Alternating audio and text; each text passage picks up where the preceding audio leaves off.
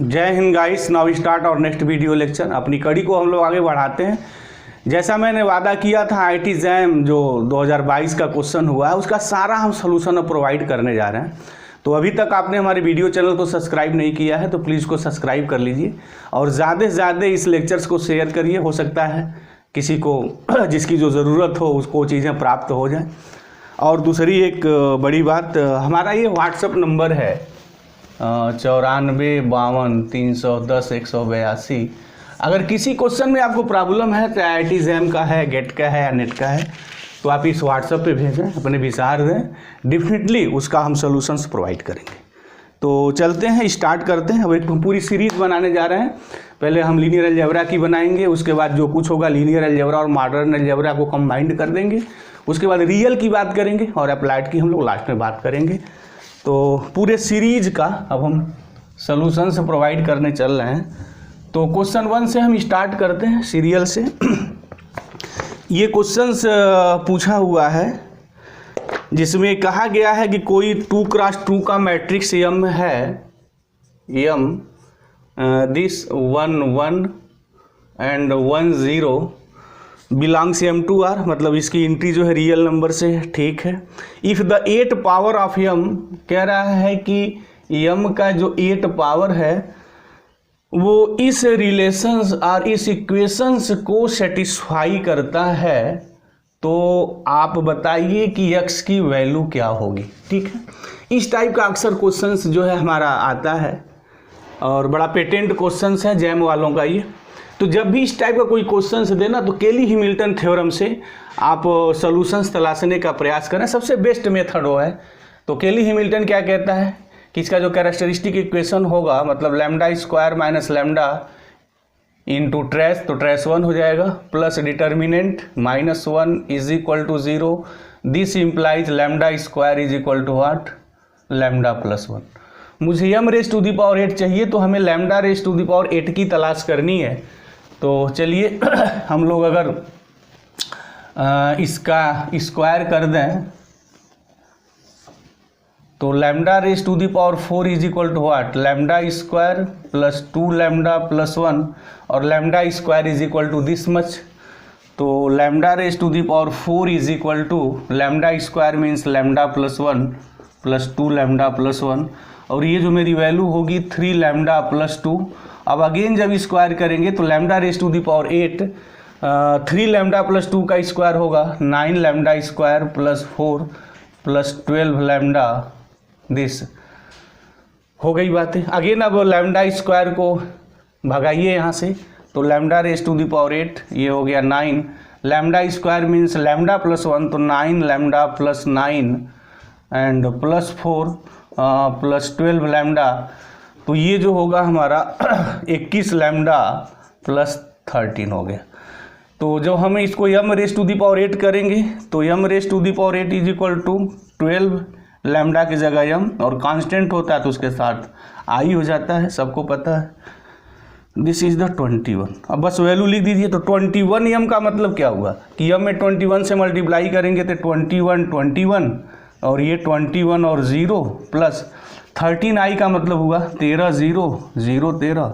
अब अगर मैं इनको ऐड कर दूं तो क्या आएगा, 3 1 4 और 2 1 3 34 हो गया और 21 और ये मेरा 21 और ये मेरा हो गया 13 हो गया दिस। चलिए अब क्या है, m raise to the power 8 1 0, इसकी वैल्यू जो है x y के इक्वल दी गई है। तो m raise to the power 8 34 21 और 13, इसका मल्टीप्लिकेशन अगर 1 0 में करते हैं तो एक्स वाई देता है, तो मल्टीप्लाई कर लीजिए।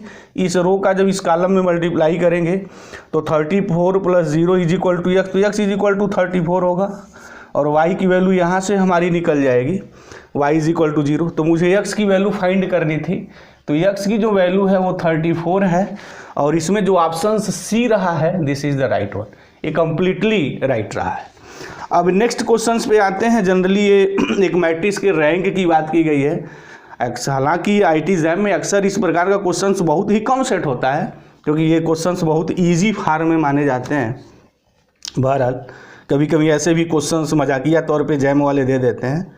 जैसे एक हमारा मैट्रिक्स दिया हुआ है ये 4/6 का, इसके रैंक पूछा जा रहा है, तो सबसे आसान है रो इकेलॉन फॉर्म में आप कन्वर्ट कर दीजिए, बस क्या है 1 1 1। देखिए अब सिंस इसका सोल्यूशन सबका हमें प्रोवाइड करना है तो हम सारे क्वेश्चंस को लगाएंगे, छोड़ेंगे एक नहीं, तो उस कड़ी में हम इसको पिकअप किए हुए हैं। इस क्वेश्चंस में तो कोई दम ही नहीं है, और इस तरीके से किसी से क्वेश्चन छूटता है या वो गलती करता है तो डेफिनेटली ये सोचने वाली बात हो जाएगी। तो इस तरीके के क्वेश्चंस में गलती की कोई गुंजाइश नहीं होती है, अगर आप गलती करेंगे तो मारे जाएंगे।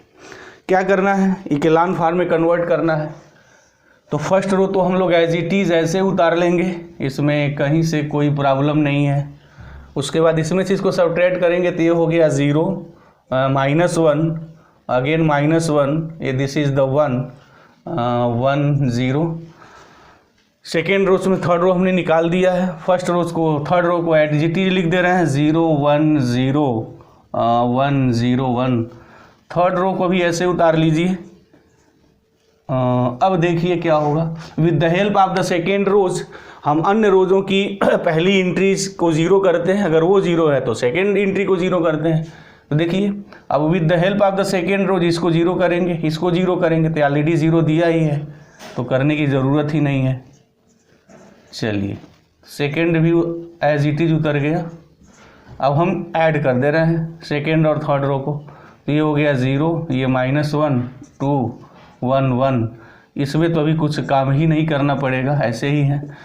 तो अगर मैं इसको यहाँ ऐड करके 0 करूँगा तो लास्ट जो रोज है वो मेरी नॉन जीरो रोज बनी ही रहेगी, और रो इकेलॉन फॉर्म में जो नॉन जीरो रोज होते हैं वही रैंक होते हैं। तो नॉन जीरो रोज कितने हैं 1 2 3 4 होगा इसका rank is the 4। And option question second का जो ऑप्शन है this is the D here. तो काफ़ी इजी क्वेश्चंस था, और ऐसे क्वेश्चंस को चुटकी बजाते ही सॉल्व किए सकते हैं। अब नेक्स्ट क्वेश्चंस थर्ड पे चलते हैं। ये क्वेश्चंस अक्सर जो है ना IIT-JAM का हो, नेट का हो या गेट का हो, बड़ा पेटेंट क्वेश्चन है माना जाता है हाई लेवल मैथमेटिक्स के कॉम्पिटिशन्स की दुनिया का। अब यहाँ देखें क्वेश्चंस में क्या कहा है। कह रहा है कि let V be the vector space consisting of all polynomials in one variable with real coefficient having degree at most 6। मतलब V जो है ना एक हम उन पॉलिनोमियलों का कलेक्शंस किए हैं जिनकी डिग्री ज़्यादा से ज़्यादा 6 हो सकती है, ठीक है। अच्छा उसके बाद यहाँ एक और मामला फंसाया है विद द 0 पॉलिनोमियल्स। तो कहने की ज़रूरत क्या है, जब आप यहाँ से सारे इसके जो कोफिशिएंट हैं रियल से जब उठा रहे हैं तो फिर विथ 0 पॉलिनोमियल्स कहने की क्या ज़रूरत है भाई। वो तो फंसाया जा रहा है स्टूडेंट को कि किसी तरीके से वो लैंग्वेज के भ्रमजाल मायाजाल में फंस जाए। तो फंसना नहीं है यहाँ, बस वो अननेसेसरी वर्ड लिखा गया है। और नहीं भी कहेगा तब भी यहाँ 0 पॉलिनोमियल होगा कि आप यहाँ अगर लिखे रहते नॉन जीरो रियल नंबर तो बात अलग होती, लेकिन तो ऐसा है ही नहीं। और नॉन जीरो रियल नंबर कर देंगे तो भी प्रॉब्लम हो जाएगी, वेक्टर स्पेस का फॉर्मेशन ही नहीं होगा। तो चलिए कोई बात नहीं, ये सब कंपटीशन की दुनिया के मायाजाल हैं, वो लिखते रहते हैं इस प्रकार की लैंग्वेज को। अब मुझे तलाश करनी है कि then which one of the following is true. तो इसमें फर्स्ट जो है वो ये कह रहा है कि क्या ये वेक्टर स्पेस सब स्पेस होगा। तो इसका नामकरण संस्कार मैंने W1 रख दिया। कैसा है कि f of half belong does not belongs to q is a sub space of भी कहा है कि क्या उन पॉलिनोमियलों का कलेक्शंस जहाँ एफ ऑफ हाफ मतलब x की वैल्यू 1/2 लिखें तो वो रेशनल ना हो, तो क्या वेक्टर सब स्पेस बनेगा। अच्छा इस टाइप क्वेश्चंस में देखने में जनरली ये बात आती है ना, आप सिर्फ 0 एलिमेंट का तलाश करिए। अगर 0 एलिमेंट मिल गया तब तो आपकी बल्ले बल्ले, नहीं मिला तब तो कैंसिल हो जाएगा। तो पहले आप यही करिए। और इस टाइप के जितने भी क्वेश्चंस होते हैं जनरली तैयारी करने वाले स्टूडेंट को यही सलाह दी जाती है कि जब भी वो सब स्पेस की बात आए ना तो उसमें देखिए 0 एलिमेंट है या नहीं। अगर नहीं है तब तो फिर आपकी बात बन गई। अच्छा है तो फिर फर्दर अवे की बात होगी। अब जैसे यहाँ कहा है कि ये सब स्पेस होगा या नहीं, तो इसका मतलब कि 0 जो पॉलिनोमियल है वो W1 में आना चाहिए। तो क्या 0 पॉलिनोमियल W1 में आएगा? नहीं आएगा, कभी नहीं आएगा, क्योंकि यहाँ तो उन पॉलिनोमियलों का कलेक्शंस किया गया है जहाँ हम x = 1/2 लिखते हैं तो वो रेशनल नहीं मिलते हैं, और रेशनल नहीं मिलते हैं तो इरेशनल मिलते हैं। तो 0 पॉलिनोमियल पे अगर x हम हाफ लिखेंगे तो 0 आ जाएगा। तो इसका मतलब कि जीरो पॉलिनोमियल इसमें होगा ही नहीं, और जब एलिमेंट जीरो ही नहीं है तो सब स्पेस हो ही नहीं सकता है, तो ऑप्शन ए कैंसिल हो गया, तो ये सब स्पेस नहीं होगा। नेक्स्ट पे आते हैं, बी दिया हुआ है, यहाँ अगेन वही बात किया है, W2 चलिए हम F लेते हैं, यहाँ ऐसा कलेक्शंस पॉलिनोमियल्स का है जहाँ F ऑफ हाफ की वैल्यू 1 आती है, तो जीरो पॉलिनोमियल होगा क्या? नहीं, जीरो पॉलिनोमियल नहीं हो सकता है, क्योंकि जीरो पॉलिनोमियल्स में अगर x की जगह मैं हाफ लिखता हूँ तो वो जीरो आता है, लेकिन यहाँ उन पॉलिनोमियलों का कलेक्शंस किया गया है जिसमें x is equal to half put करने पे वैल्यू 1 देते हैं, और जीरो पॉलिनोमियल में x कुछ भी लिखे हो तो जीरो आएगा, वहाँ तो जीरो आना है भाई, तो वन तो आएगा नहीं। तो कहने का मतलब क्या है कि इस पॉलिनोमियल में अगेन जीरो नहीं होगा, तो जीरो नहीं होगा तो ऑप्शन बी भी कैंसिल हो जाएगा हमारा। अब नेक्स्ट जो है उसके लिए देखते हैं, वो जो बात कहा है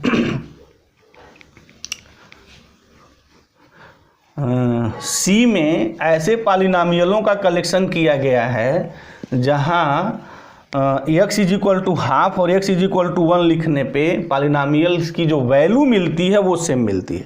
यहाँ ये देखिए पॉलिनोमियल्स की x के वैल्यू के ऊपर सब स्पेस पूछा गया है कि x से कुछ वैल्यू लिखी गई है, अब पूछा गया है कि ये सब स्पेस फॉर्म होगा या नहीं। सी चलते हैं, देख लेते हैं, यहाँ सी जो लिखा है वो क्या लिखा है। सी को अगर मैं नामकरण संस्कार में यहाँ W3 कर दूँ, चलिए मैं यहीं लिख दे रहा हूँ, F उन पॉलिनोमियलों का कलेक्शन है जहाँ F ऑफ हाफ की वैल्यू F ऑफ 1 के इक्वल है। तो क्या ये सब स्पेस का फॉर्मेशन होगा क्या? इस यहाँ जीरो एलिमेंट तो हो जाएगा। क्यों हो जाएगा? क्योंकि जीरो पॉलिनोमियल्स की अगर वैल्यू मैं x इज इक्वल टू 1/2 पे निकालूंगा तो ये जो जीरो आएगा, और जीरो पॉलिनोमियल्स की वैल्यू अगर 1 पे निकालें तो भी जीरो आएगा, तो ये दोनों मेरा हो गया सेम, राइट।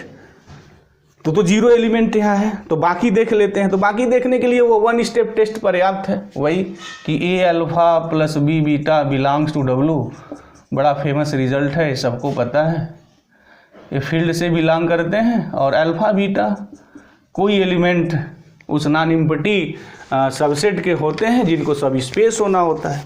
तो कोई दो एलिमेंट हमने ले लिया, एक F1 और एक F2 ले लिया एलिमेंट जो W3 में है। अब हमें प्रूफ करेंगे कि ये F1 प्लस B F2 भी W3 का एलिमेंट होगा। तो अच्छा, F1 F2 W3 में बिलोंग करता है, इसका मतलब क्या है कि F1 हाफ की वैल्यू F1 1 के इक्वल होगी, और F2 हाफ की वैल्यू F2 1 के इक्वल होगी। चलिए हम H ले रहे हैं, H is equal to A F1 plus B F2। अब H ऑफ हाफ निकालते हैं तो A F1 हाफ हो जाएगा, मतलब वही F1x, मैं वो x नहीं लिख रहा हूँ, कोई लिखने की ज़रूरत नहीं है, उतना तो बातें अंडरस्टूड है, आप समझ रहे हैं। H ऑफ 1 की वैल्यू क्या हो जाएगी, A F1 1 plus B F2 1, ठीक है जी।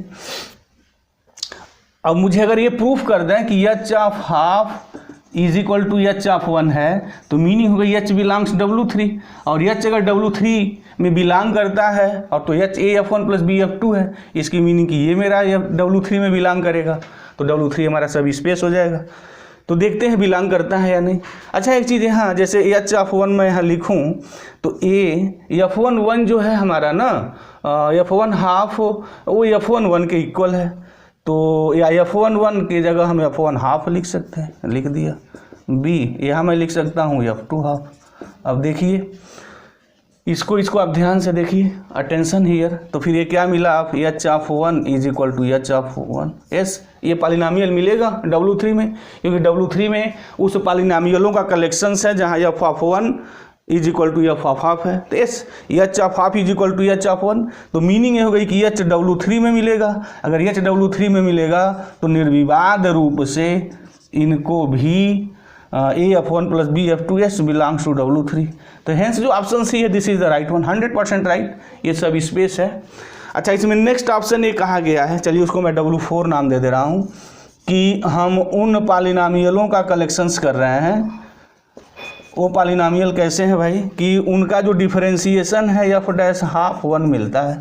तो अगेन वही सीधा सपाट स्ट्रेट साटिए बल्ला उड़ाइए, जो सब स्पेस के लिए जनरली मैं बात लेक्चर्स के दौरान कहता रहता हूँ कि जीरो एलिमेंट आप देखिए, अगर जीरो एलिमेंट मिल गया तब आप फर्दर अवे वन स्टेप आप सोचिए, अदरवाइज सोचने की ज़रूरत नहीं है।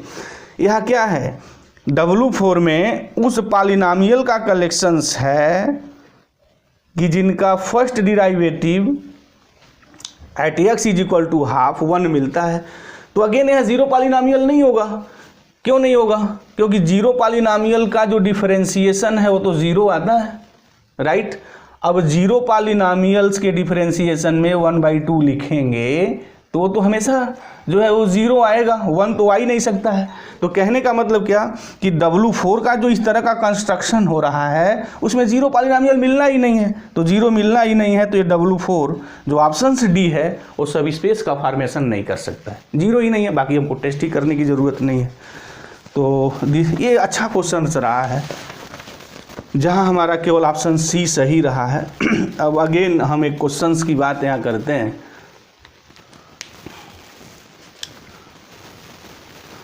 तो इस टाइप के जो क्वेश्चंस हैं ये बड़े पेटेंट क्वेश्चंस रहते हैं, और जनरली जैसे SIR नेट का हो, गेट का हो, IIT JAM का हो, हमेशा एक सब स्पेस पे क्वेश्चंस बनते ही रहते हैं। लीनियर अलजेब्रा का बड़ा ही फेमस क्वेश्चन है। वैसे बहुत सारे जो है पेटेंट क्वेश्चंस हैं जो बनाए ही जाते हैं। अब अगला जो मैं क्वेश्चंस उठा रहा हूँ ये भी पेटेंट क्वेश्चन है, बट ये भी अच्छा फ्रेमवर्क किया गया है। पहली दफ़ा स्टूडेंट अगर दिल दिमाग को साथ रख के एग्जामिनेशंस हाल में अगर नहीं बैठेगा तो जो मैं क्वेश्चंस पिकअप करने जा रहा हूँ इसको बड़ा इजी वे में टैकल नहीं किया जा सकता है। तो ऐसे जब भी क्वेश्चंस आएँ तो कैसे आप टैकल करें उसकी भी यहाँ बातें होंगी। जैसे अब हम यहाँ क्वेश्चंस नेक्स्ट ले रहे हैं, ये 2 मार्क्स का क्वेश्चन है, या इसको सॉल्व कर दें अभी 1 मार्क्स का ही। तो चलते हैं इसी को सॉल्व कर देते हैं। 39 क्वेश्चन है, ये 2 मार्क्स का क्वेश्चन है। जब मुझे सारे क्वेश्चंस के सॉल्यूशंस ही प्रोवाइड करते हैं तो मतलब ये नहीं है कौन किस 2 का है 1 मार्क्स का है, बट ये 2 मार्क्स का मैं क्वेश्चन सॉल्व करने जा रहा हूँ। ये जो उपलब्ध कराया गया है 39 क्वेश्चन है। देखिए क्या है, let V be the real vector space consisting of all polynomials in one variable with real coefficients and having degree at most 5। तो यहाँ भी देखिए A0 A1x plus A2x square A6 नहीं, यहाँ 5 है। चलिए एट मोस्ट जो है वो 5 डिग्री का है। अगेन वही मायाजाल यहाँ भी है, विथ जीरो पॉलिनॉमियल्स की बात कहा है। रियल कोफिशिएंट है तो विथ जीरो पॉलिनॉमियल्स की बात कहा है। ठीक है, चलिए यहाँ जो एक linear mapping T such that V2R जो डिफाइंड की गई है वो इस तरीके से है कि T ऑफ 1 पे मैप होता है। चलिए ये जो कांस्टेंट 1 है 1 पे मैप होता है। और दूसरा यहाँ दिया हुआ है कि T of x minus 1 x minus 2 and dot so on x minus k plus 1 इसकी वैल्यू 1 है। और फार जो k है वो 1 से लेके 5 तक वेरी कर रहा है। Then which of the following are true. और t raise to the power tx raise to the power 4 की वैल्यू पूछ रहा है, tx raise to the power 3 की वैल्यू पूछ रहा है, ये पूछ रहा है आपसे क्या इसकी वैल्यू होगी। तो देखिए जब भी इस टाइप के क्वेश्चंस आते हैं ना तो उनको हम लोग टैकल कैसे करते हैं। वो नहीं कि अब हम इसको जो है मैट्रिक्स फॉर्म में बनाएंगे। अगर वो स्टूडेंट अगर एग्जाम हॉल में ऐसा सोचता है तो फंस जाएगा। क्या करना है, पहले यहाँ देखिए कि पहले 1 आप लिख लीजिए, इसको बारी बारी से लिख लीजिए। जब कुछ भी ना समझ में आए ना तो रूट से आप वर्क करना शुरू करिए, आपको जवाब मिल जाएगा। हाँ कुछ टाइम आपका किल होगा बट वो ट्रूथफुल होगा। गलत क्वेश्चंस लगाने से बेटर है कि 2 मिनट हम एक्स्ट्रा टाइम ले लेना, सही लगे, क्योंकि मार्क्स मिलने वाला है और ये 2 मार्क्स का क्वेश्चन है। तो देखिए अगर मैं यहाँ 1 लिखूँ तो x 0 हो जाएगा, मतलब कि t ऑफ x जो है 1 है। अगर k की जगह मैं यहाँ 2 लिखूँ तो कितना आएगा x माइनस 1, तो मतलब t ऑफ x और x माइनस 1 ये जो है ये भी 1 है। उसी तरीके से x माइनस 1 x माइनस 2 ये भी 1 है। ये जो कंडीशंस दिया इसका मतलब यही है, t of x minus 1 x minus 2 x minus 3 right, इसकी वैल्यू भी 1 है। हो गई बातें। अच्छा अगर मैं 4 लिख दूं तो t of what x minus 1 x minus 2 नहीं x माइनस 3 4 लिखने पे तो वैल्यू मिल गई। 5 अगर लिखते हैं तो x minus 4 is equal to what 1, ये दिया हुआ है। और मुझे x5 की तलाश नहीं करनी है, x raise to the power 4 x cube ये ही पूछा हुआ है, क्या इसकी वैल्यू आने वाली है। तो चलते हैं, और ये जो क्वेश्चन है वो MSQ है, मल्टीपल सेलेक्टेड क्वेश्चन है, एक से ज़्यादा ट्रू हो सकते हैं, इसलिए तो 2 वैल्यू पूछी हुई है। तो चलते हैं, देखते हैं यहाँ से क्या बात निकल के आएगी। अगर इससे मैं यहाँ लिखूँ तो क्या हो जाएगा, टी ऑफ मल्टीप्लाई कर दीजिए x square minus x is equal to 1। तो सिंस टी हमारा लीनियर है तो इसकी मीनिंग हो जाएगी t of x square minus t of x is equal to 1। और t of x again value आपकी 1 है, तो टी ऑफ एक्स स्क्वायर की वैल्यू मेरी 2 आ गई। धन्य, टी ऑफ एक्स स्क्वायर नहीं पूछा, एक्स क्यूब से वो गेम शुरू कर रहा है।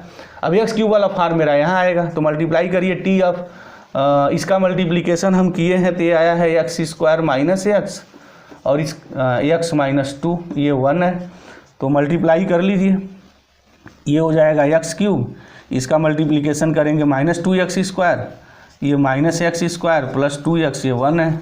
अलग अलग मैं डाइट कर दे रहा हूँ ताबड़तोड़, टी ऑफ एक्स क्यूब हो गया, ये माइनस होगा तो minus 3 T of x square हो जाएगा, ये प्लस 2 ऑफ टी एक्स हो जाएगा, इसकी वैल्यू 1 हो जाएगी।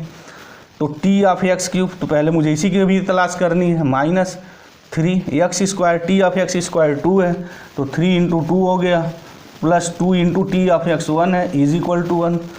तो ये कितना हो गया, t of x cube is equal to, ये हो गया माइनस 6, ये प्लस 2 माइनस 4, तो 1 प्लस 4 इज इक्वल टू 5। तो टी ऑफ एक्स क्यूब जो होगा मेरा 5 होगा, इसकी वैल्यू जो होगी मेरी 5 आएगी, राइट। तो टी ऑफ एक्स क्यूब 5 दिया है तो option B is the right one, ये पहला राइट है। टी ऑफ एक्स क्यूब 3 पूछा है तो गलत है, ऑप्शन डी सही नहीं है। तो इसका जो t of x cube is equal to 5 आ गया, मिला लीजिए आपने जो ऑप्शन दिया हो, बट यहाँ ऑप्शन बी है, दिस इज द राइट। अब टी ऑफ एक्स 4 पूछा है, तो चलिए एक लाइन और बढ़ा दें, क्योंकि एक्स इज इक्वल टू 4 लिखने पे यहाँ ये चीज़ मिलेगी। तो टी ऑफ मल्टीप्लाई करिए, तो हमने भी मल्टीप्लिकेशन किया है एक्स माइनस 1 एक्स माइनस 2 का, तो ये आया है, तो ये सुविधा तो मिल गई।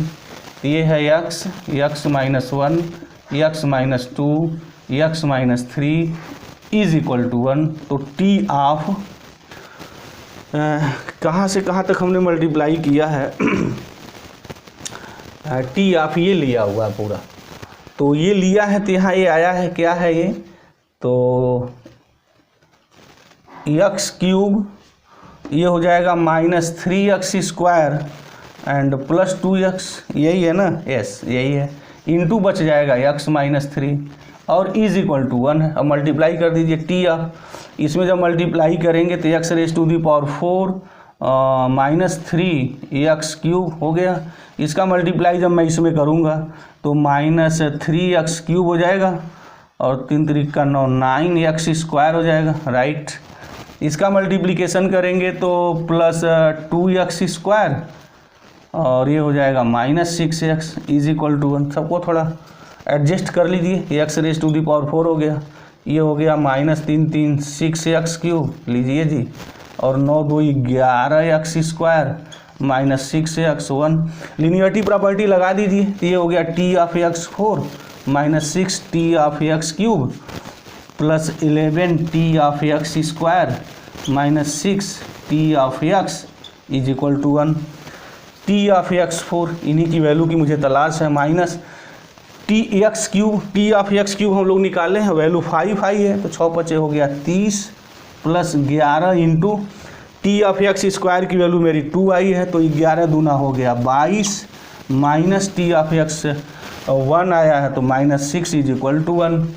तो टी ऑफ एक्स 4 जो हुआ मेरा, ये हो गया 30 और माइनस 22 और माइनस 6 हो गया 22 में से अगर हम लोग 11 दूना 22 में से अगर माइनस 30 अगर निकालें तो कितना आएगा, माइनस 8 और माइनस 6 इज इक्वल टू 1। तो t of x 4 is equal to, ये हो गया 14, उधर जाएगा 15, तो टी ऑफ एक्स 4 की वैल्यू 15 आएगी। ये हमें समझाने में टाइम लग रहा है, बट आप तो वहाँ समझाएंगे नहीं, आपको तो सीधे स्ट्रेट फॉरवर्ड लिखना है, तो वहाँ आपको टाइम कम लगेगा। तो t of x 4 raise to the power 15 है, तो इसका option A is the right here. तो ये वैल्यू आएगी t of x raise to the power 4 15 आएगा और टी एक्स क्यूब मेरा जो है 5 आएगा। तो ये भी एक अच्छा क्वेश्चन IIT-JEM द्वारा सेट किया गया।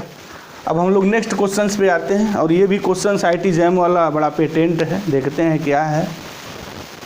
वो डायमेंशंस पूछा गया है, एक मैट्रिक्स दिया है, उसके बाद उसका डायमेंशंस पूछ रहा है कि डायमेंशंस क्या होगा।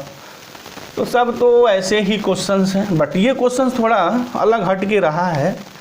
वो जो जनरली जो स्टूडेंट सीखते हैं कि आ गया तो मैट्रिक्स बना करके वहाँ सब सारी बातें होंगी, उस पर क्वेश्चन घुमाया जाएगा, बट यहाँ उस पर क्वेश्चन तो घुमाया गया नहीं। अब देख ही रहे हैं कैसा क्वेश्चन बनाया गया। वहाँ जो सब स्पेस था वहाँ भी एक्स की वैल्यू पर सब स्पेस के क्वेश्चंस को फ्रेमवर्क कर दिया गया। वो भी एक अलग बनाने का अच्छा प्रयास है IIT-JEM द्वारा। भाई होता ही है, इस स्तर के क्वेश्चंस तो बनते ही रहते हैं। चलते हैं क्वेश्चंस और मैं पिकअप कर रहा हूँ। ये क्वेश्चंस क्या है, कह रहा है कि एक 4x4 मैट्रिक्स है जिसकी इंट्रीज कॉम्प्लेक्स नंबर से आ रही है, राइट। और इस कंडीशंस को सेटिस्फाई करता है। Consider the real vector space, एक एच कह रहा है उन मैट्रिक्सों को भरा हुआ है जो वही है m बिलोंग्स टू m4 मतलब 4 ऑर्डर और इंट्री कॉम्प्लेक्स नंबर से है, सच दैट इसका जब हम ट्रांसपोज करते हैं तो कॉन्जुगेट के इक्वल होता है। तो चलिए देख लेते हैं। और ये भी हमारा ओनली वन क्वेश्चन सही है, तो MCQ का है। तो पहले हम बना ही लेते हैं, हड़बड़ाइएगा नहीं, आप ऐसे क्वेश्चंस को बना लेंगे तो अच्छा रहेगा। कॉम्प्लेक्स नंबर से इंट्री है, ध्यान में रहना चाहिए। तो कॉम्प्लेक्स इंट्री कैसे होगी आपकी, देखिए बना दे रहा है A11 प्लस आई B11, हम सब नहीं बनाएंगे। फिर A12 प्लस आई B12, A13 plus iota B13, उसके बाद A14 प्लस आयोटा B14। यहाँ क्या लिखेंगे आप, यहाँ हो जाएगा A21 प्लस आयोटा B21 और यहाँ A22 प्लस आयोटा B22। ऐसे आप बना लीजिए सारे, कोई ज़रूरत नहीं एग्ज़ाम में पूरा बनाने के टाइम फिल करने, ऐसा कुछ बना करके ही बस देख लिया जाता है। इस कंडीशंस को सेटिस्फाई कर रहा है। तो जब भी ऐसा कहीं कुछ दे ना, तो मेरी एक सलाह हमेशा आप दिल और दिमाग में बैठा लीजिएगा कि पहले आप डायगोनल एलिमेंट के कैरेक्टर को अलग करिए, उसके बाद एनोदर एलिमेंट के बारे में सोचिए। आप हमेशा गलती से बचे रहेंगे। अदरवाइज ऐसे क्वेश्चनों में देखने में आता है स्टूडेंट जो है ना वो गलती कर बैठता है। लेकिन अगर आपको क्लियर कट आइडिया पता करना है कि हमें इस क्वेश्चन को कैसे लगाएंगे, कैसे सॉल्व करेंगे, तो जब भी कोई भी कंडीशन इस तरीके से मैट्रिक्स में दी हुई हो और आपको डायमेंशंस पूछा जा रहा हो, तो बेसिकली यहाँ तो डायमेंशंस ऑफ एच के बारे में बात की गई है कि ये जो वेक्टर स्पेस है उसका डायमेंशंस क्या है, हमें ये निकालना है। तो जब भी ऐसी चीज़ें आए ना, तो एलिमेंटों को अलग अलग लीजिए। जैसे यहाँ ये है कि जो यम का ट्रांसपोज करते हैं और उसका कॉन्जुगेट लेते हैं तो सेम होता है। तो मुझे ये पता है कि डायगोनल एलिमेंट का हम जब ट्रांसपोज करेंगे कुछ करेंगे तो वही रहते हैं। अब इस कंडीशंस को आप सेटिस्फाई करिए। तो A11 plus iota B11 is equal to, इसका कॉन्जुगेट क्या होगा, इसका ट्रांसपोज करेंगे तो यही रहता है A11 माइनस ये। अब ये तो ये कैंसिल हो गया, अब यहाँ से B11 0 आ गया। तो इसकी मीनिंग क्या हो गई कि जो डायगोनल एलिमेंट्स हैं, जो डायगोनल एलिमेंट्स ऑफ यम होंगे, वहाँ उसका इमेजिनरी जो पार्ट्स है वो 0 होगा, सिंपली वहाँ रियल होंगे, right. This is the clear one here, no doubt. तो आपने डायगोनल का क्लियर कट एक कैरेक्टर निकाल लिया कि इस कंडीशंस को सेटिस्फाई करने वाला जो डायगोनल एलिमेंट्स होगा वो रियल होगा।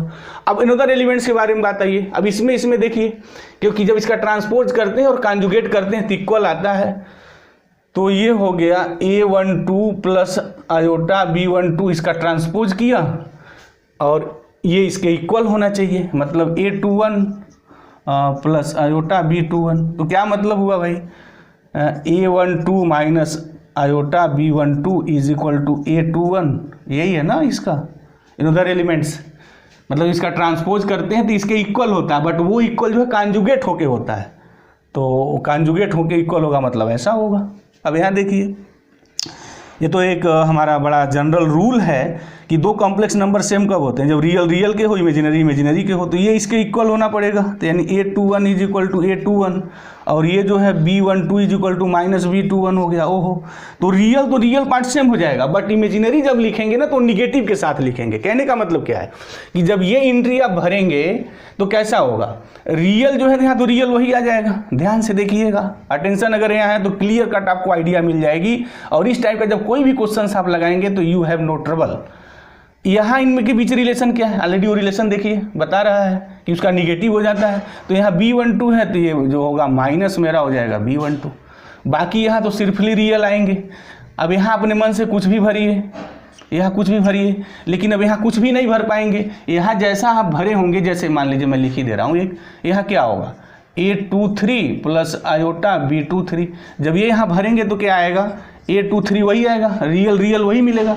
बट इसका यहाँ जो होगा वो कॉन्जुगेट हो जाएगा, माइनस के साथ नहीं इक्वल हो जाएगा। तो यहाँ हो जाएगा माइनस आई और B23 हो जाएगा, बस बाकी चीज़ वही रहेगी। यहाँ देख रहे हैं तो पूरा रियल होगा। अब मैं इसका डायमेंशंस पता करना, डायमेंशन कैसे पता करते हैं, जितने डिफरेंट एलिमेंट होते हैं वो काउंट कर लीजिए, वो इसका डायमेंशन होता है। शब्द सीधे सपाट जो है ना, ये कंसेप्ट होता है। जब बहुत बड़ा जब डायमेंशन n हो तो वहाँ अलग सोचा जाता है, जनरल रूल बनाया जाता है। लेकिन 3, 4 जब 5 के हो ना तो ऐसे स्टेट काउंट करिए, वहाँ गलती की संभावना कम होती है। जैसे देखिए मैं यहाँ काउंट कर रहा हूँ। अब यहाँ डायगोनल्स पे जब आएंगे तो कितने देखिए हमारे इंडिपेंडेंट वेरिएबल्स हैं। यहाँ जब करेंगे तो ये तो 0 हो गया, ओनली 1 एक बचेगा, 1 हो गया। यहाँ 2 हो गया तो 1 + 2 + 2 + 2। दो डिफरेंट तरीके से लिखेंगे ना, कॉम्प्लेक्स नंबर है यहाँ, तो यहाँ दो मेरे वेरिएबल्स हो जाएंगे एक में। ये हो गया फर्स्ट रो में, ये हो गया मेरा, this is the first row. और काउंट अगर कर लें 2, 2, 4, 2, 6, एक 7 आ गया फर्स्ट रो में। सेकेंड रो में आ जाइए, ये यही है जो ये है, 1 और -1 इंडिपेंडेंट नहीं होते हैं, याद ध्यान रखिएगा। अगर x से दूसरा -x आ रहा है तो दोनों एक ही काउंट होता है। हाँ, अगर एक x और y हो तो अलग अलग काउंट होगा, बट प्लस अगर 2 है -2 है तो एक ही हो जाएगा, क्योंकि जब बेसिक बनाएंगे ना तो फिर वो एक ही में कन्वर्ट हो जाते हैं, तो ये काउंट नहीं होंगे। अच्छा, फिर यहाँ रियल है तो रियल एक फ्री मिलेगा A22, तो सेकेंड रो में 1 और यहाँ +2 और यहाँ +2, ये हो गया। तो 2, 2, 4, 1, 5 हो गए। तो ऐसे थर्ड रो में आप आ जाइए, तो थर्ड रो में ये और ये सेम होंगे। यहाँ मेरा डायगोनल से बदलेगा, एक 1 होगा, यहाँ 2 होगा। तो थर्ड रो में मेरा क्या बनेगा, 1 और 2 और ये मिलके हो जाएगा 3। फोर्थ रो में आ जाइए, तो फोर्थ रो में तो सब एक ही जैसे चलेंगे ना, क्योंकि जब इसको आप कन्वर्ट करके जब ऐसे लिखेंगे तो ये तो वही होगा जो यहाँ आएगा, डायमेंशन के बेसिक के सेट में डिफरेंस नहीं होगा। बस यहाँ डायगोनल्स का होगा, और डायगोनल्स की एंट्री में एक रियल है ओनली 1, तो 1 हो जाएगा, तो 1 ही आएगा। अब जोड़ लीजिए 7, 5, 12, 12, 3, 15, 1, 16। तो इसका जो डायमेंशन होगा वो मेरा 16 होगा। तो जब भी इस टाइप का कोई भी क्वेश्चन आए तो यूज दिस कंसेप्ट। कुछ टाइम लगेगा but this time is your truthful, आप गलती नहीं करेंगे। अदरवाइज अगर ट्रिक के चक्कर में पड़ेंगे ना तो सबकी किराए पे पानी फिर जाएगा। तो 16 होगा इसका dimension, this is the dimension. और जब भी इस टाइप का कोई भी क्वेश्चन आए ना तो आप ऐसे टैकल करिए, डेफिनेटली 100% आपकी गलती की जो संभावना बनने वाली है ट्रिक की वजह से वो फिनिश हो जाएगी। ऐसा नहीं है ट्रिक भी है, तो बहरहाल वो ट्रिक जो भी है वो रिजल्ट बेस है, वो भी आएंगे तो हम लोग उस पर भी बात करेंगे। नेक्स्ट क्वेश्चन पे चलते हैं। एक और क्वेश्चन है, तो ये भी क्वेश्चन से कोई बहुत टफ नहीं है, कोई बहुत टफ नहीं है, बस वैसे ही बनाया गया है। देखिए इस बार क्वेश्चंस थोड़े लेंदी रहे हैं बट बहुत टफ नहीं रहे हैं। कुछ क्वेश्चंस जो है ना वो मार्वलस ढंग से जो है ना फ्रेमवर्क किए गए हैं, तो भी जब बातें आएंगी तो उसकी भी बात करेंगे। और दूसरी बात, इस वीडियो लेक्चर्स को ज़्यादा से ज़्यादा शेयर करिए, हो सकता है कि जिसको इसकी तलाश हो उसका काम पूरा हो। और दूसरी बात है कि जो लोग तैयारी कर रहे हैं या जो दे भी चुके हैं वो भी साथ साथ कंसेप्ट को जो है समझते रहें। चलते हैं, एक और क्वेश्चन कह रहा है कि लेट P बी ए 3x3 real matrix having eigen values. अब आइगन वैल्यूज जो है 3 आइगन वैल्यूज दी हुई है, λ1 0 है, λ2 1 है और λ3 -1 है। इनके करस्पॉन्डिंग जो आइगन वेक्टर है वो 1 0 0 है, इनके करस्पॉन्डिंग आइगन वेक्टर 1 1 0 है और इनके करस्पॉन्डिंग आइगन वेक्टर 1 0 1 है। तो कह रहा है कि then the entry in the first row and third column. P जो मैट्रिक्स है फर्स्ट रो और थर्ड कॉलम मतलब बना दे रहे हैं, चलिए एक थोड़ी एनालिसिस भी हो जाएगी कायदे से। और इस टाइप क्वेश्चंस को सॉल्व करने का एक आइडिया भी आपको डेवलप हो जाएगा। First row and third column की जो एंट्रीज है उसके बारे में पूछी जा रही थी। A13 के बारे में आपसे पूछा जा रहा है। तो जब भी इस टाइप का कोई क्वेश्चंस देना तो फिर सीधे आप ना रूट से क्वेश्चंस को लगाइए भाई।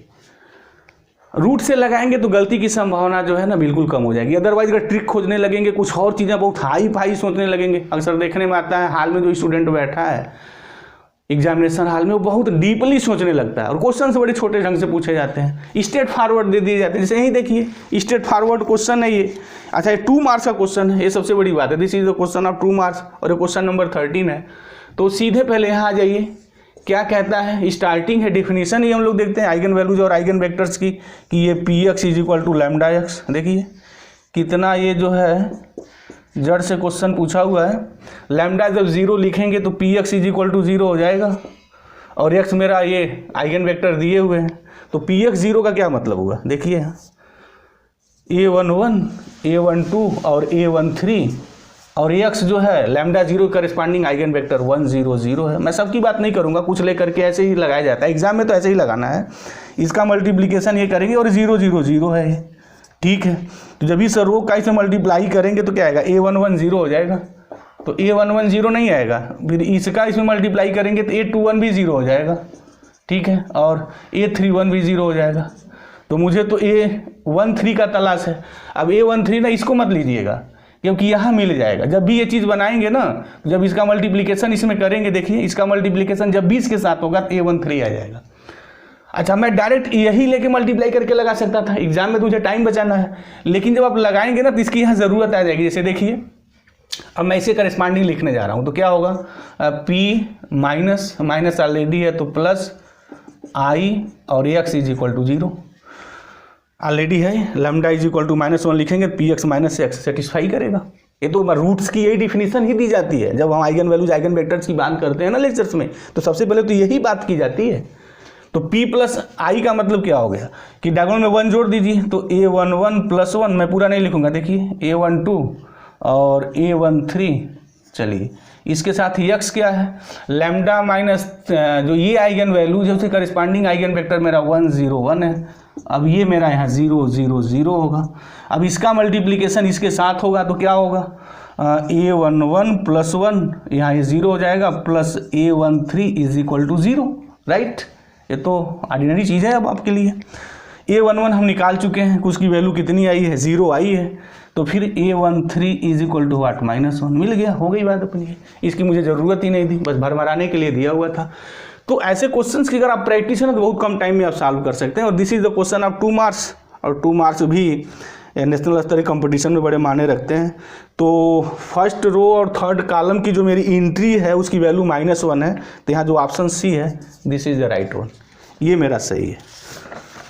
अब एक क्वेश्चन मैं और ले रहा हूँ, तो ये भी क्वेश्चन एक नया देखा गया है, इस तरीके का क्वेश्चन, एक नया फ्रेमवर्क है, उसका हम सोल्यूशंस यहाँ प्रोवाइड कर दें। वो क्या है, ये देख ही गए हैं ऐसे क्वेश्चंस को आप कैसे सॉल्व करेंगे।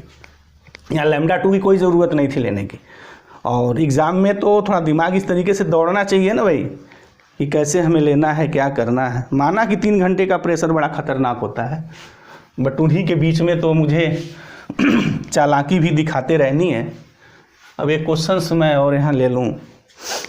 क्वेश्चन ये है, ये भी क्वेश्चंस बनाने का अच्छा प्रयास हुआ है। एक्स वाई यहाँ कोई 2 मेरे जो है ना वो मैट्रिक्स हैं 2 ऑर्डर के, और कह रहा है कि इस तरीके से इसने डिफाइन किया है एक्स कामा वाई, ये है x y first component into second component minus second into x. तो पूछ रहा है, 2 स्टेटमेंट दिए हैं, एक पी दिया है और एक क्यू दिया है। पी स्टेटमेंट में दिया है कि x comma y z this plus y comma z comma x plus z comma x y, ये 0 है क्या, for all x Y z belongs m to r. तो देखिए 0 हो रहा है या नहीं, इसको तोड़िए बाय दिस रूल। तो ये हो गया एक्स कामा, पहले इसको तोड़ लेते हैं, तोड़ेंगे क्या होगा, तो फर्स्ट सेकेंड ये हो गया वाई जेड माइनस, उसके बाद क्या है सेकेंड कंपोनेंट पहले आता है, उसके बाद फर्स्ट कंपोनेंट, तो यहाँ हो जाएगा जेड वाई, मतलब इस क्रम को उलट देना है। चलिए दिस प्लस इसको तोड़ते हैं, ये हो गया वाई कॉमा ये हो जाएगा Z x minus x Z, ठीक है जी, प्लस ये हो गया जेड कॉमा ये हो गया x Y minus Y x. भाई देखिए इस टाइप क्वेश्चंस में अगर ध्यान से धैर्य करके आप नहीं लगाएंगे, हड़बड़ी करेंगे ना, तो फिर ये गलती होने की संभावना बढ़ जाएगी।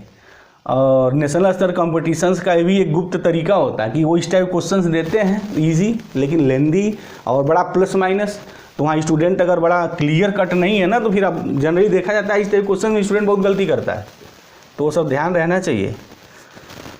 और कैसे डिफाइन किया गया ना, बड़ी बारीकी से उस चीज़ को आप लिखिए, टाइम लगे कोई मतलब नहीं है, 1-2 मिनट बड़ा माने रखता है, बट आप गलती कर जाएंगे और 1-2 मिनट एक्स्ट्रा भी खाए, क्वेश्चन भी नहीं लगा, तो बहुत ज़्यादा बर्डन होता है। अब कैसे तोड़ेंगे, इसका इसमें मल्टीप्लाई करिए, तो जब आप मल्टीप्लाई करेंगे तो इसका क्या होगा, x Y Z minus x Z y. यहाँ ध्यान दीजिएगा क्रम बड़ा मान्य रखेगा यहाँ, क्योंकि ये मैट्रिक्स है ये। उसके बाद क्या है, माइनस के साथ है तो ये माइनस हो गया, लीजिए जी। अब क्या करेंगे, जो सेकेंड कंपोनेंट है वो पहले लिखेंगे, तो ये पहले लिखेंगे, उसका मल्टीप्लिकेशन इधर से होगा, तो कैसा होगा ये देखिए, वाई जेड एक्स होगा और माइनस जेड वाई एक्स होगा, हो गई बात। प्लस इसको तोड़िए तो इसका तो डायरेक्ट मल्टीप्लिकेशन होगा, तो ये हो गया y z x minus Y x Z. उसके बाद माइनस के साथ हम क्या लिखेंगे, यहाँ जो x यहाँ y अब इधर आ जाएगा, तो क्या होगा z x Y minus x Z y, this clear. अब इसको तोड़ दीजिए, प्लस इसका मल्टीप्लाई करना है फर्स्ट इंटू सेकेंड कंपोनेंट का, तो ये हो गया जेड एक्स वाई। क्रम ध्यान में रखिएगा, बार बार मैं बोल रहा हूँ, ऐसे क्वेश्चंस में क्रम बहुत मायने रखता है। माइनस इसका मल्टीप्लिकेशन इसके साथ करेंगे, तो ये यहाँ से करेंगे, तो ये हो जाएगा x Y Z minus Y x z. अब देखिए क्या कट पीट के 0 आ रहा है क्या, यहाँ देखिए पहले वाई जेड है और वाई जेड और कहीं है क्या, where is the y z, यहाँ वाई जेड मत लीजिएगा क्योंकि ये जेड वाई है, ये देखिए यहाँ मिला वाई जेड, तो एक्स वाई जेड और एक्स वाई जेड ये हो गया माइनस, ये हो गया प्लस, कैंसिल। चलिए अब जेड वाई खोजिए कहाँ है, where is the z y, this is the z y, तो ये माइनस जेड वाई है, जब इसमें इसका मल्टीप्लिकेशन करेंगे तो प्लस हो जाएगा, लीजिए ये इससे उड़ जाएगा, 2 मैं सिंबल दे रहा हूँ ताकि डिफरेंस की क्लियरिटी बनी रहे।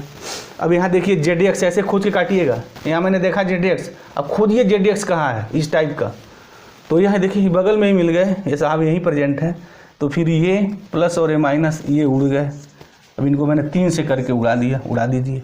अब एक्स जेड खोज लीजिए, एक्स देखिए यहाँ है एक्स जेड के साथ, तो ये माइनस है, ये भी माइनस है, बट ये माइनस जब अंदर जाएगा तो प्लस हो जाएगा, तो 1 2 3 4 और 1 2 3 4 ये कैंसिल हो गया।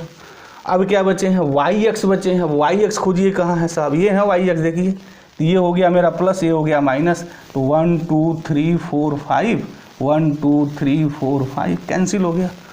अब तो इसमें शायद एक ही बचा हुआ है, ये बचा हुआ है एक्स वाई का, आप देख ही रहे हैं धड़ल्ले से, तो ये मैं काट करके यहाँ 6 लिख दूँ, इनको काट के मैं 6 लिख दूँ, हेंस दिस इज द 0।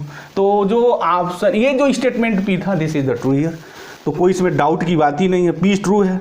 अब यहाँ लिखा है both P and Q are true, गलत, क्यू तो ट्रू पता नहीं है, पी तो ट्रू है, अब हम गलत नहीं, सॉरी मैं गलत नहीं कह सकता हूँ, अब देखना पड़ेगा क्योंकि यहाँ पी ट्रू है, P is true but Q is false, तो बी तो ट्रू आ गया, पी इज फॉल्स नहीं, ऑप्शन सी गलत हो गया, both P and Q are false ये भी गलत, तो सी डी तो गलत हो गया। अब ए बी में देखते हैं क्या सही है, तो अब क्यू के बारे में मुझे कहना ही पड़ेगा, तो क्यू ये कह रहा है कि क्या एक्स वाई जेड ये इक्वल होगा एक्स कामा वाई, इसके साथ कर लिया, बाद में जेड है। चलिए इसको तोड़ते हैं, देखिए क्या आता है, तोड़ने का वही रूल, ये हो गया एक्स कामा वाई जेड का मतलब हुआ Y Z minus Z Y, इसको तोड़ेंगे तो क्या आएगा पता है, सीधे पहले multiply X Y Z minus x Z Y, उसके बाद माइनस के साथ इसका मल्टीप्लिकेशन इधर से होगा, तो वाई जेड एक्स, अब ये प्लस हो जाएगा जेड वाई एक्स, निकल गया। अब इसको मैं तोड़ रहा हूँ, थोड़ा मैं यहाँ लिख रहा हूँ, देखिए ये हो गया एक्स वाई कामा जेड, तोड़ दीजिए क्या आया ये, ये टूटेगा तो आएगा X Y minus Y X comma Z. ये टूटेंगे तो कैसे आएंगे, पहले इसका मल्टीप्लिकेशन सीधे हो जाएगा x Y Z minus Y x Z. उसके बाद इसका मल्टीप्लिकेशन इसके साथ होगा, ठीक है। उसके बाद माइनस के साथ इसका मल्टीप्लिकेशन, तो माइनस जेड एक्स वाई और plus Z Y X. Symbol same है क्या, देखिए जब वाई जेड यहाँ तो ठीक मिल गया, अब यहाँ माइनस एक्स जेड वाई नहीं, यही एक पर्याप्त है बर्बाद करने के लिए। दोनों सेम नहीं है, आप देख लीजिए, बचा रह जाएगा, कैंसिल नहीं होगा। तो क्यू ऑप्शंस जो स्टेटमेंट है this is the not true, गलत है। आप देख लीजिए, तो इजी वन हो गया, ये तो ये सिंबल है बट ये नहीं मिलेगा, तो this is the not right one. तो क्यू स्टेटमेंट इसका गलत है। तो जो ऑप्शन इसका सही होने जा रहा है वो P is true but Q is false, option B is the right है। स्टेटमेंट पी ट्रू है बट क्यू मेरा फॉल्स है। अब नेक्स्ट वीडियो लेक्चर्स में हम जो है जो अलजेब्रा का क्वेश्चंस कुछ रह गया है उसे सॉल्व करेंगे, और उसके साथ हम लोग मॉडर्न अलजेब्रा को ही पूरा नेक्स्ट वीडियो लेक्चर्स में पूरा हम उसको सॉल्व करेंगे। अब इसके कंसेप्ट में कहीं कोई प्रॉब्लम रही है या कोई आपको डाउट रहा है तो प्लीज़ आप कमेंट बॉक्स में जाएं, आप कमेंट करें, हम उसका स्वागत करते हैं और उसका नेक्स्ट वीडियो लेक्चर्स में हम पूरा जवाब देंगे। तो थैंक यू गाइस, जय हिंद।